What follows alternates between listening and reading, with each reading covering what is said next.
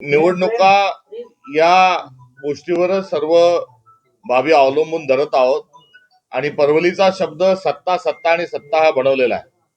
मात्र जेव्हा सत्ता याचं उदात्तीकरण होतं तेव्हा आपसूक सत्ता ही भस्मासूर होत असते आणि जेव्हा सत्तेला परवलीचा शब्द आपण बनवतो तेव्हा विचारांचं काय, विवेकाचं काय, संस्कृतीचं काय आणि महाराष्ट्र धर्माचं काय हे आपसूक प्रश्नही निर्माण होतात.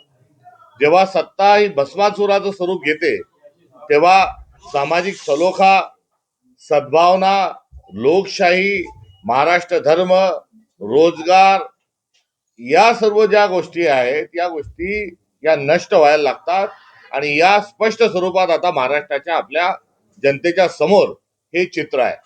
त्यामुळे निवडणुका आणि निवडून कोण येत आहे या गोष्टींवर संपूर्णतः आता झोत हा मानव विचारांचा, माध्यमांचा आणि राजकीय पक्षांचा जो झोत आहे हा आपण सत्ता केंद्रित केल्याची फार मोठी किंमत एव्हानाच आपल्याला ही चुकावं लागलेली आहे. आता पुन्हा आपण तोच कित्ता जर गिरवला तर येणारा काळ आपल्याला माफ करणार नाही. हे सर्वप्रथम माझं एक मूलभूत स्वरूपाचं नागरिक या नात्याचं निवेदन आपण रुजू करून घ्यावं ही आपल्या सर्वांना माझं कळकळीचं आव्हान आणि अनुरोध आहे. दुसरा, काँग्रेस पक्ष हा मतदानांच्या बेरजेच्या अनुषंगानं हा कुठे कमी जास्ती अधिक झालेला असू शकतो. गत विधानसभेमध्ये आम्हाला जागा कमी मिळालेल्या आहेत हे सत्य आहे. काही महानगरपालिकांमध्ये, काही परिसरामध्ये काँग्रेस ही रोडावलेल्या स्थितीमध्ये संख्यात्मक बाबीत दिसते हे देखील खरे आहे. मात्र दुसऱ्या बाजूला आज देशभरामध्ये जो विचार विरोधी पक्ष या नात्यानं जिवंत आहे, जो पक्ष आज संघर्ष करतोय, ज्याला फार मोठ्या प्रमाणावर लोक सहभागाच्या माध्यमातून लोकांचा पाठिंबा मिळत आहे, तो विचार म्हणजे हा काँग्रेसचा विचार आहे. राहुल गांधी हे काँग्रेसचं नेतृत्व अत्यंत समर्थपणे करत आहेत ही बाब देखील आता सर्वदूर अधोरेखित झाली आहे. तेव्हा भारतीय जनता पक्ष हा एक पक्ष आज एकीकडे आहे तर दुसऱ्या बाजूला या पक्षाच्या विरोधात जो ठाकलेला पक्ष आहे तो काँग्रेस पक्ष आहे. त्यामुळे काँग्रेसची एकंदरीत जी स्पेस आहे ती फार मोठी आहे आणि याचं भान आम्हाला निश्चित स्वरूपाचं असताना आगामी काळात याच अनुषंगाने आम्ही कार्यरत राहणार आहोत. राहता राहिला प्रश्न युती आघाडी होणार का, करणार का, नवा भिडू जोडणार का, दोन भाऊ एकत्र येतात त्यांच्या भेटी एकत्र झाल्या त्याच्यावर तुमची प्रतिक्रिया काय, हे सर्व जे मुद्दे आहेत या मुद्द्यांना आम्ही संघटनात्मक काम करत असताना याला प्राधान्य हे देणं हे औचित्याचं आणि उचित ठरत नाही. त्यामुळे आम्ही एक जबाबदार राष्ट्रीय स्तरावर काम करणारा आणि राष्ट्रीय स्तरावर भाजपशी एकमेव स्वरूपामध्ये एक संघर्षाची भूमिका घेऊन काम करणारा हा पक्ष आहे. राष्ट्रीय स्तरावरचा परतचा आपण विचार जर केला तर कोणताही मित्रपक्ष कोणत्याही बाजूला कोणत्याही एका सकाळी जातोय, मात्र काँग्रेस हा आढळ स्वरूपामध्ये भाजपच्या विरोधात हा ठाकलेली आमची भूमिका आहे. त्यामुळे 2029च्या निवडणुका या आम्हाला सर्वात जास्त महत्वाच्या आहेत. स्थानिक स्वराज्य संस्थेच्या निवडणुकीत आम्ही आमची भूमिका निभावणार आहोत. स्थानिक स्वराज्य संस्थेच्या निवडणुकीत आम्ही जोरकस पद्धतीने या ठिकाणी आमची ताकद देखील दाखवून येणार आहोत. जनतेचा बदललेला जो मूड आहे हा त्याचा फक्त संकेत या ठिकाणी आम्हाला प्राप्त होत असताना त्याचा उल्लेख करेल, मात्र त्याचा पुराव्याकरता या सर्व निकालांपर्यंत 31 जानेवारीपर्यंत सुप्रीम कोर्टाच्या भाषेत जर बोलायचं तर तिथपर्यंत आपल्याला थांबावं लागणार आहे. सर्वात मोठा पक्ष म्हणून काँग्रेस पक्ष हा त्यावेळेस उदयाला येईल अशा प्रकारची आमची एकंदरीत असणारी रणनीती व रणनीतीला अनुषंगानं आमचा जो आराखडा आहे आणि त्यातलं जे धोरण आहेत ते आम्ही सर्व ठरवलेले आहेत. मात्र निवडणुका येतात जातात, आधीच सांगितलंय आम्ही या निवडणुकीत मोठा पक्ष झाल्यावरही भारतीय जनता पक्ष, शिंदे सेना, अजित पवार हे काय करणार आहेत तर पुन्हा आमचे नगरसेवक आणि आमचे ग्रामपंचायत, आमचे पंचायत समिती, जिल्हा परिषद सदस्य हेच फोडाफोडी करणार आहे. कारण ज्यांच्याजवळ विचार नाही, ज्यांच्याजवळ उन्मत्तपणा आहे आणि ज्यांना फक्त पक्ष फोडता येतात ही लोक त्यावेळेस ते करतील. मात्र जो आजार आहे, लोकशाहीला लागलेली जी कीड आहे ती या भारतीय जनता पक्षाच्या माध्यमातून आहे. त्यामुळे देशात 2029ला परिवर्तन हे निश्चित होईल, विधानसभेत होईल, किंबहुना देशातलं परिवर्तन जे आहे हे मध्यवर्ती निवडणुकींच्या अनुषंगानं देखील आपल्याला पाहायला मिळू शकतं. त्यामुळे एकंदरीत ही राजकीय परिस्थिती, राजकीय चित्र आहे. महाराष्ट्रामध्ये आम्ही जरूर महाविकास आघाडी म्हणून एका विशिष्ट राजकीय परिस्थितीमध्ये 2019ला 3 पक्ष एकत्र आले. नंतरच्या काळात पुलाखालून जे पाणी वाहून गेलं त्यातून बराच काळ हा निघून गेला. नंतर राष्ट्रीय स्तरावर इंडिया अलायन्स आमचं गठीत झालं आणि महाविकास आघाडी आणि इंडिया अलायन्सच्या अनुषंगानं आम्ही युतीचा आघाडीचा धर्म हा महाराष्ट्रामध्ये गेल्या दोन्ही निवडणुकींमध्ये हा पाळलेला आहे, सांभाळलेला आहे. मात्र आघाडी आणि युती करत असताना कुठेतरी पक्षाला, काँग्रेस पक्षाला विशेष करून कोकण विभागामध्ये 4 पावलं मागे जावं लागलं. आघाड्या आणि युती राजकीय अपरिहार्यता होती हे देखील सविनय मी या ठिकाणी आपल्या निदर्शनास आणून देतो. मी देखील ती अपरिहार्यता राजकीय स्वरूपाची असल्यामुळे ती मान्य करतो प्रदेशाध्यक्ष नात्याने.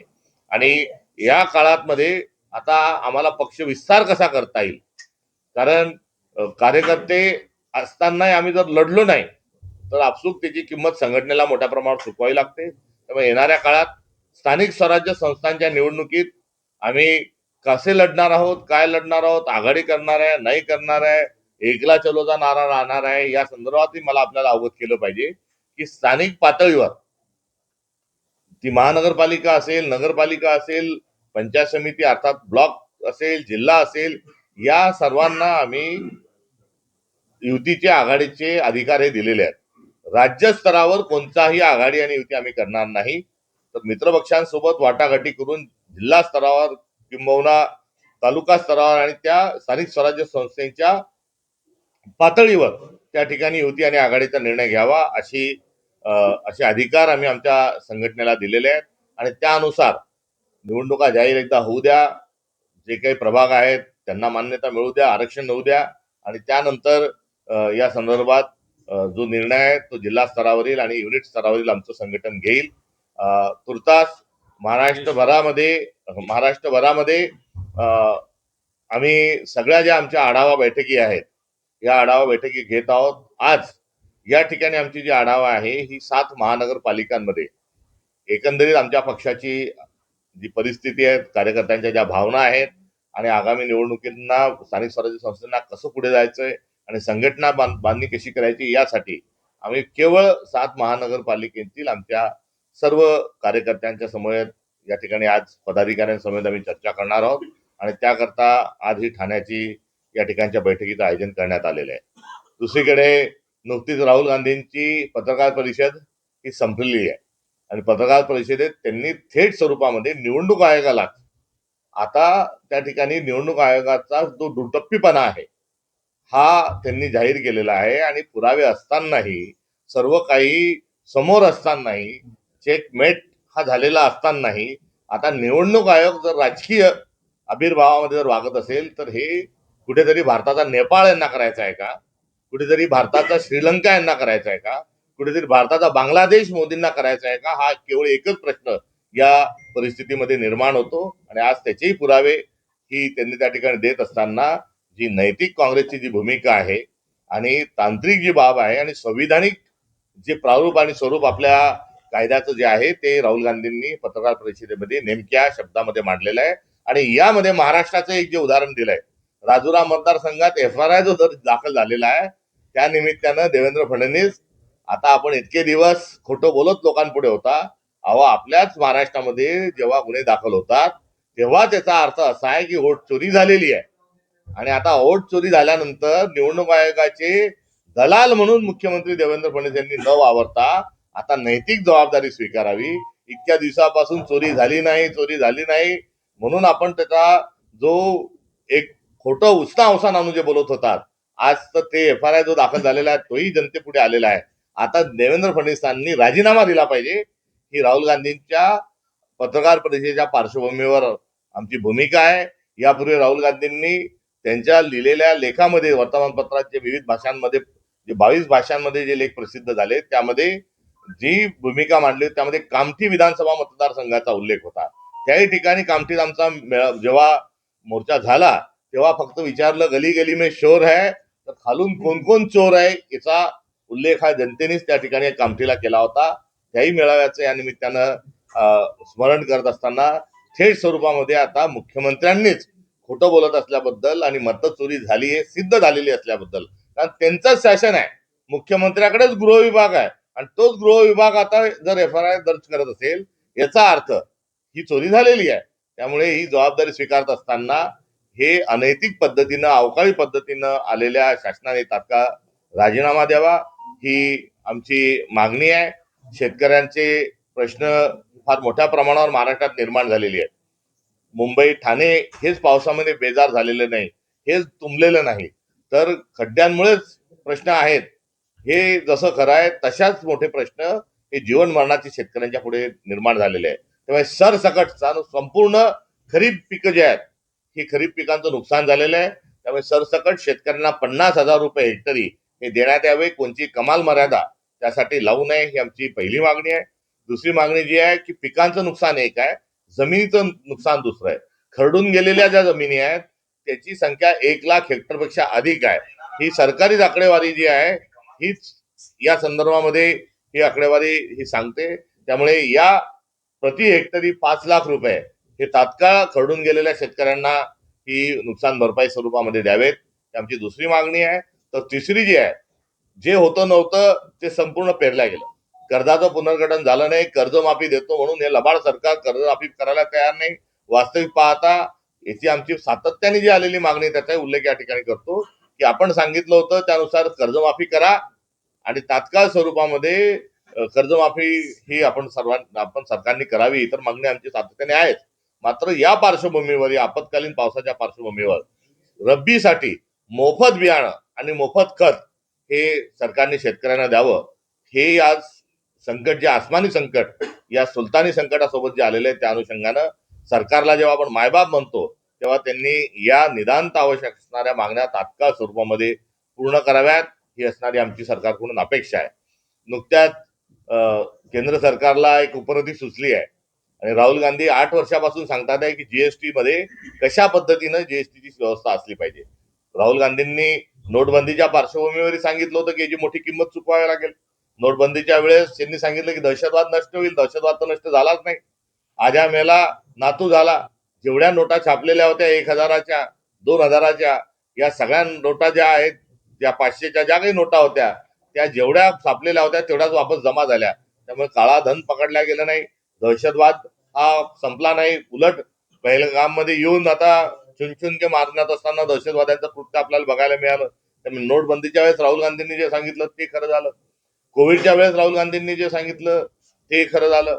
जात जनगणनेच्या अनुषंगानं राहुल गांधींनी जे सांगितलं ते सरकारला करायला भाग पडलं. आणि आता जीएसटीच्या संदर्भात राहुल गांधी जे सातत्याने सांगत होते ते देखील या सरकारला करावं लागलं.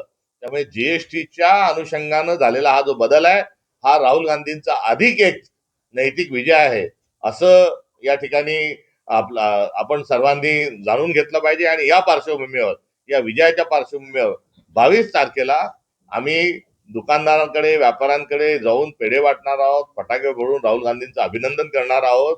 आणि देर आहे दुरुस्त आहे नव्हे तर राहुल गांधीच्या मार्गदर्शनावर आणि धोरणावर देशाला पुढे चालावं लागणार आहे.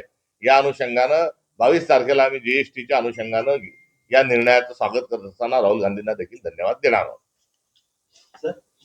आमची भूमिका स्पष्ट स्वरूपाची आहे की मराठी भाषा ही महाराष्ट्र धर्म आहे आणि महाराष्ट्रातील सर्व भाषा हातात हात घालून गुन्ह्या गोविंदाने नांदल्या पाहिजे.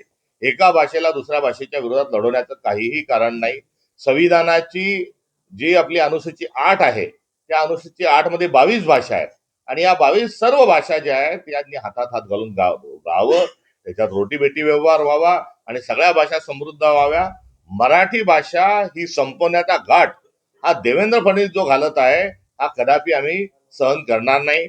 यासाठी 17 एप्रिलला हा निर्णय पहिल्यांदा आल्या सर्वप्रथम काँग्रेसने या संदर्भात हा GR रद्द करावा आणि तिसऱ्या भाषेचं धोरण हे मागे घ्यावं, ही काँग्रेसची असणारी भूमिका आहे. त्यानंतर त्यांनी जो भ्रम निर्माण करण्याचा प्रयत्नासाठी बुद्धिभेद करून जो दुसरा निर्णय काढला त्या विरोधात देखील काँग्रेसने आंदोलनही केलेली आहेत. मी याकडे आपलं लक्ष या ठिकाणी वेधू इच्छितो. आणि तिसरी भाषा अजिबात आवश्यकता नाही. नरेंद्र जाधव समितीला दिलेलं कामच हे आहे की काही करा आणि तिसरी भाषा ही आपल्या गळी महाराष्ट्राच्या उतरा. याकरता हा समितीचा घातलेला घाट आहे. जो विषय होऊ द्यायचा नाही किंवा जो विषय महाराष्ट्राच्या विरोधात आहे त्या विरोधात समिती नेमण्याचं कुठलंही कारण नव्हतं. समितीमध्ये जे सदस्य निवडले आहेत तेही मुख्यमंत्री देवेंद्र फडणवीस यांच्या मर्जीतले आहेत. आणि ही समिती जी आहे, ही समितीची शिफारस जी आहे ती काय येणार आहे की तिसरी भाषा लागू करावी. यामध्ये काय की पहिलीपासून न करता दुसरीत करावी, तिसरीत करावी, असं केसानी गळा कापणारं सरकार असल्यामुळे तेच करेल.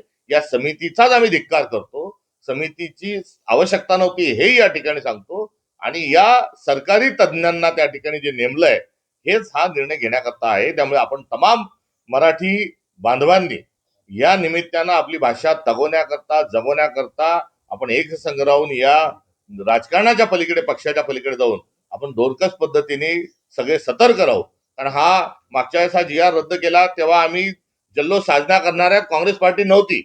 आमची त्यावेळेची भूमिका होती की हे आज वेळ काढू धोरण आहे.